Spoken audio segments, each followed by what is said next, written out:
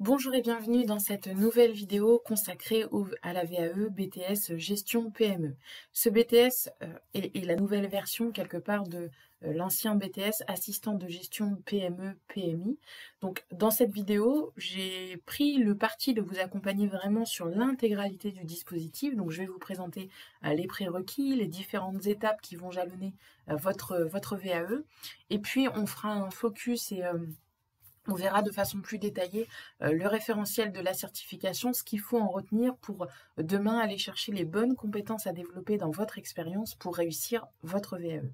Donc c'est-à-dire que j'ai tout simplement lu le référentiel de certification, je l'ai digéré, je l'ai synthétisé et je vous en propose une restitution qui sera, je le pense, euh, un peu plus synthétique et puis un peu plus compréhensible que ce que vous pouvez trouver vraiment de rédigé et qui peut être un peu lourd à comprendre dans une première lecture et c'est bien normal. Qui je suis pour vous parler de ce dispositif? Donc je suis Alexandra Sierra et je suis la responsable de ProAvenir et j'accompagne les personnes initiant une démarche de validation des acquis issus de l'expérience du bac au master. Voilà. Donc dans cette vidéo, tout simplement, je vais vous présenter le dispositif de VAE.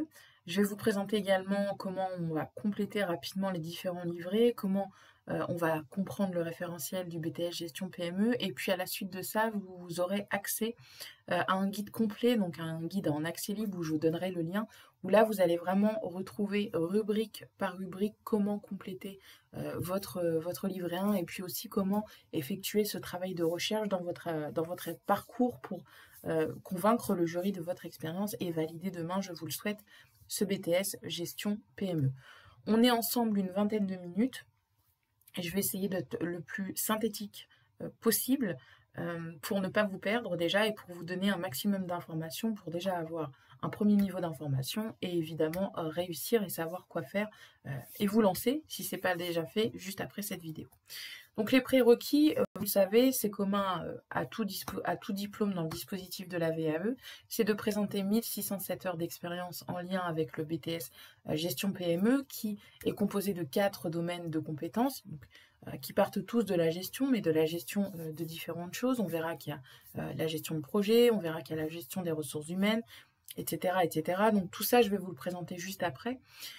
L'idée, c'est de comprendre ce qu'on attend de vous pour déjà faire un premier travail d'analyse dans votre parcours. Et si vous cochez 80 à 85% des compétences présentées dans ce référentiel de compétences, vous pouvez évidemment initier cette démarche. Ce que je vous recommande dans un premier temps, c'est pas forcément de lire le référentiel des compétences dans sa version la plus longue, qui je crois fait une dizaine de pages et qui est disponible sur le site du DAVA, mais plutôt d'aller rechercher la fiche synthétique sur le RNCP. Là encore, vous aurez l'adresse dans le guide que je vais vous proposer en fin de vidéo. Parce que le travail de synthèse est déjà fait et vous allez avoir une approche plus globale, plus complète et vous allez pouvoir ensuite aller rechercher dans votre expérience. Alors que si vous lisez tout de suite le référentiel des compétences, déjà il est long, il n'est pas forcément très facile à lire et à comprendre et à synthétiser. Donc puisque les choses ont déjà été synthétisées pour vous, autant vous en servir. Et vraiment, cette fiche, elle est bien faite. Donc, allez la consulter, c'est un conseil que je vous donne. Une fois que vous avez fait ce travail de synthèse et que vous êtes confiant sur votre parcours professionnel et que vous trouvez que vous validez à peu près les 3/4 des compétences, vous allez contacter l'organisme certificateur qui est le DAVA, le dispositif académique de validation des acquis. Il y en a un par région, il gère globalement les diplômes du CAP au BTS, quelques diplômes du domaine social, et puis les diplômes des métiers de l'art et les titres professionnels. Voilà pour faire la présentation du DAVA. Il y a un DAVA par région, donc ça va dépendre de votre situation géographique. Là encore, dans le guide, vous aurez le lien vers votre DAVA pour ensuite les contacter et contacter la cellule qui va bien pour démarrer votre démarche.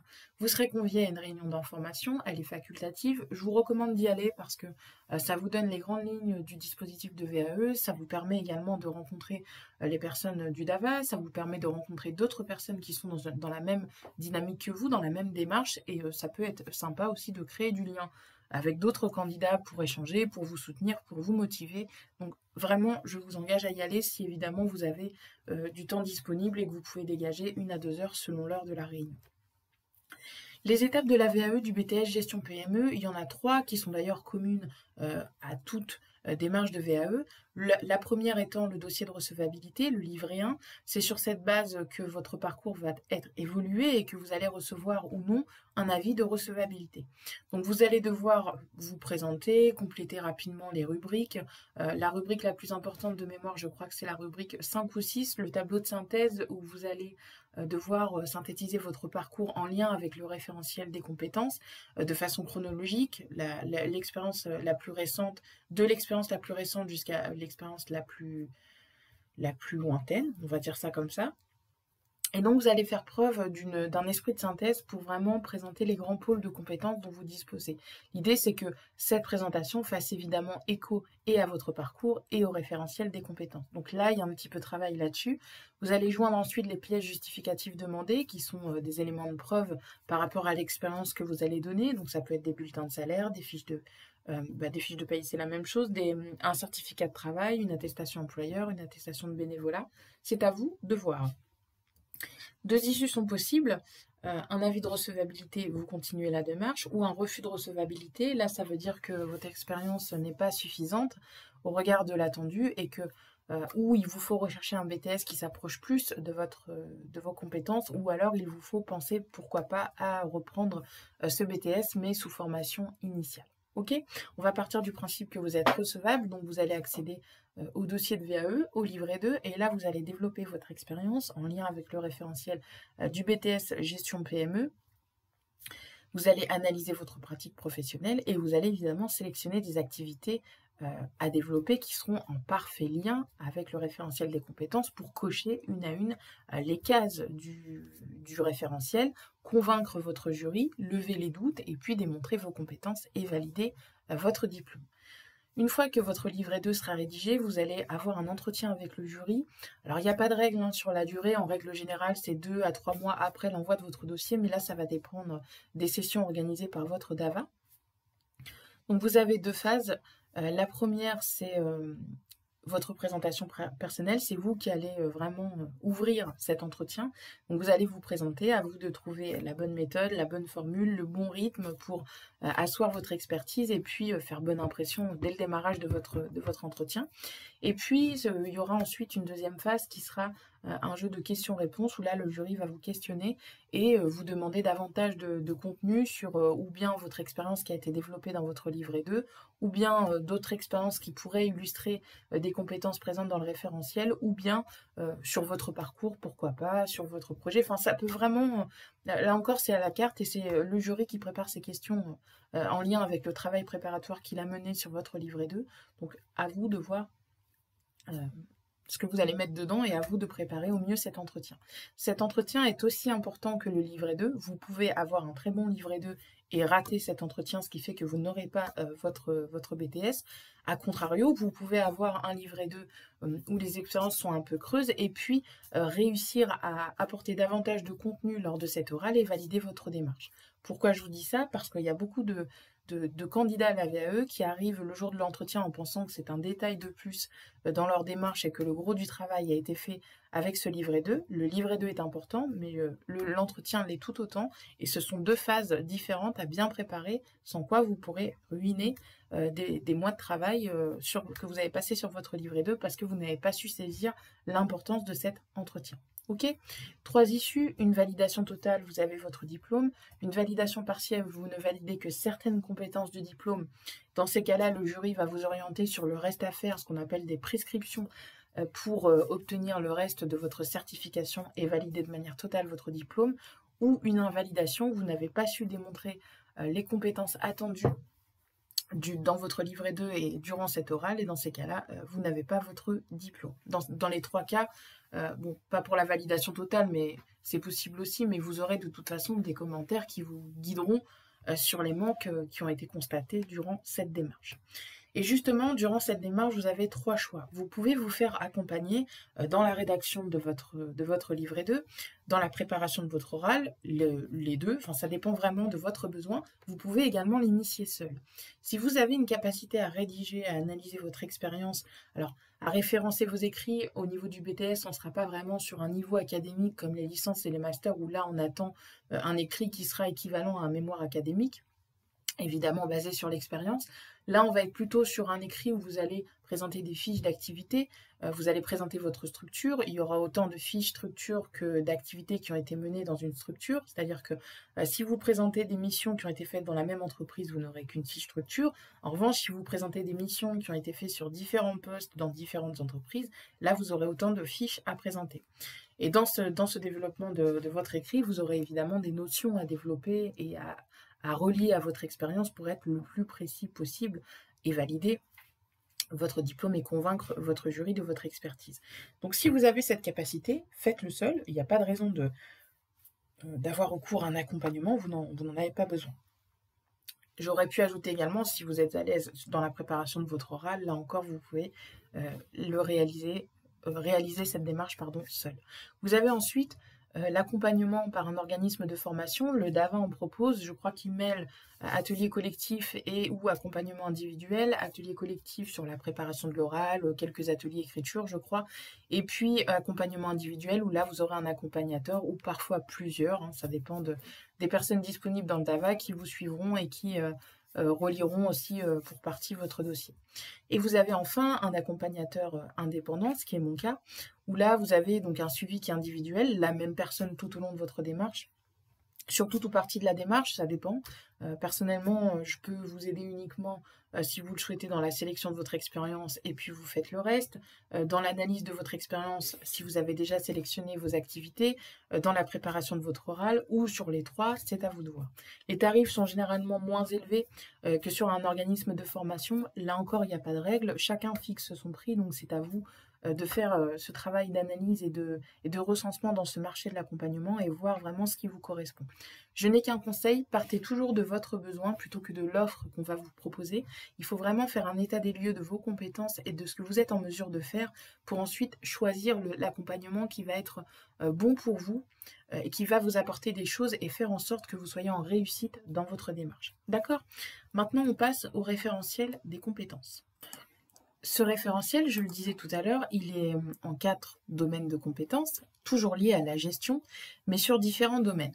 Il vous faut, en amont de votre rédaction du livret 2, vraiment effectuer un travail, avant tout travail d'écriture. Et ça, je pense que, et c'est bien normal, quand on démarre un livret 2, tout le temps qu'on a une page blanche, il y a ce stress de la page blanche et on veut écrire. Je vous garantis que vous gagnerez en efficacité et en qualité de contenu si d'abord vous faites un travail préparatoire, que vous préparez les fondations de votre livret 2.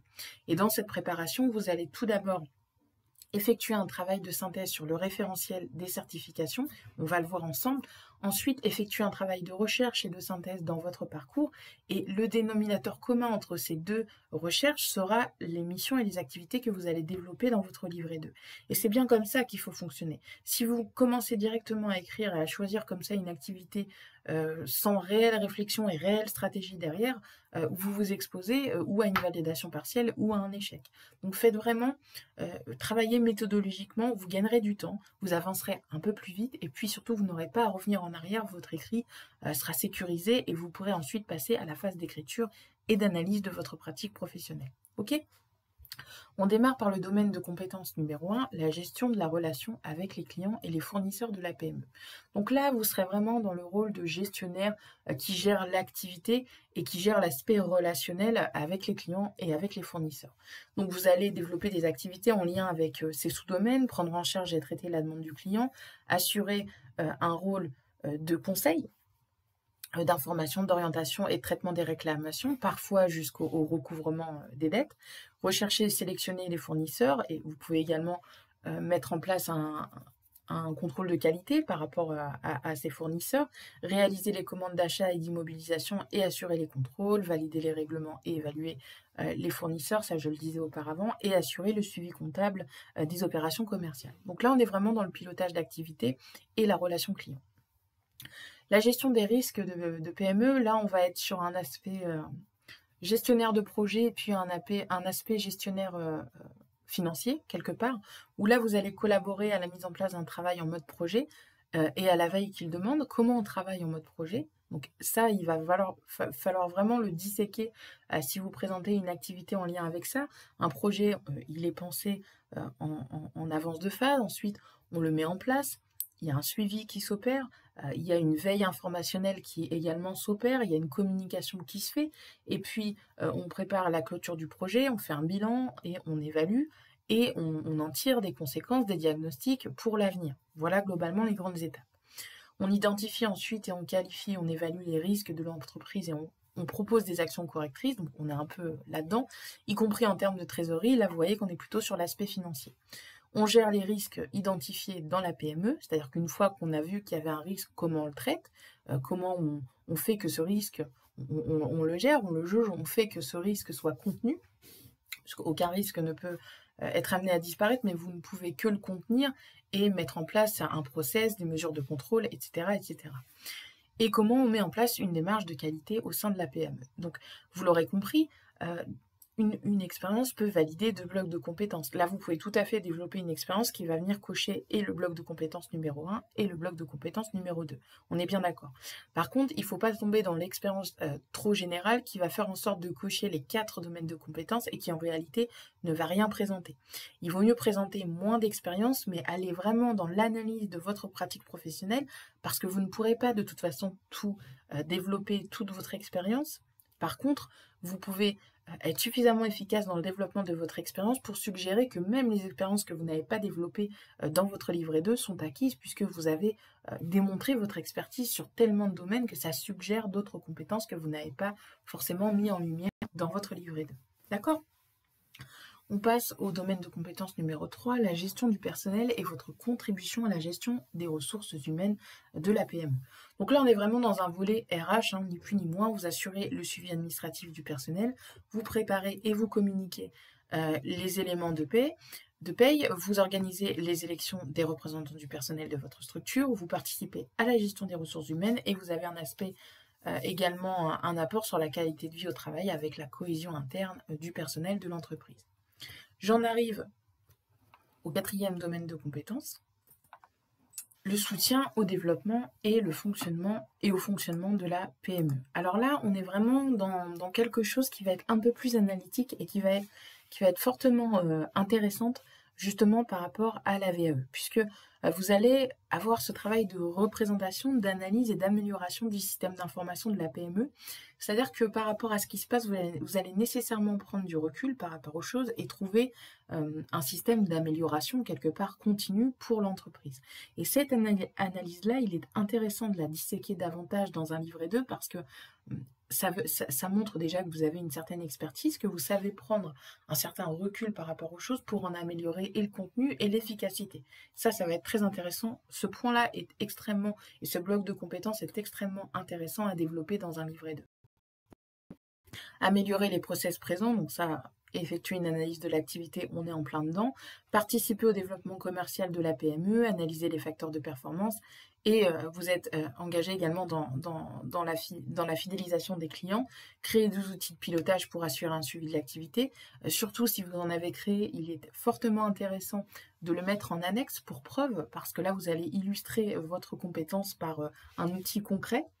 Et puis, produisez et analysez les informations de nature financière. Donc là, ça peut être dans un tableau de bord, dans un tableau, dans un bilan. Enfin, là, c'est vraiment à vous de voir, mais évidemment, vous pouvez également les mettre en synthèse. Pensez tout à fait à bien rendre anonyme les documents que vous allez mettre pour que ça illustre, mais qu'il n'y ait pas d'éléments nominatifs, notamment sur vos documents. En parallèle de ces 4 domaines de compétences, ce qui va être également intéressant de faire, c'est de développer des compétences transverses qui sont inattendues par rapport au métier. Comment vous communiquez dans votre quotidien professionnel. Donc ça peut être par écrit, ça peut être des réunions que vous allez organiser. Bah, ça peut être également intéressant de le mettre en avant. Est-ce que vous pratiquez une langue étrangère avec votre clientèle? Ça peut être également une compétence à mettre en avant. Et puis n'oubliez pas d'analyser votre pratique professionnelle et de prendre du recul par rapport à votre fonctionnement pour bien expliquer comment vous faites de A à Z et quelle place a telle ou telle action dans votre processus, qu'est-ce qu'elle apporte, pourquoi vous fonctionnez comme ça. Ok? Donc j'ai tenu les 20 minutes à quelques secondes près. Je vous propose de consulter le guide complet, vous avez le lien dans la description, vous avez un petit menu déroulant juste en dessous de la vidéo, vous cliquez dessus, vous accéderez à l'adresse du guide complet qui vous représente à tout ce qu'on a vu mais de manière détaillée et avec les liens des différentes choses qu'on a vues.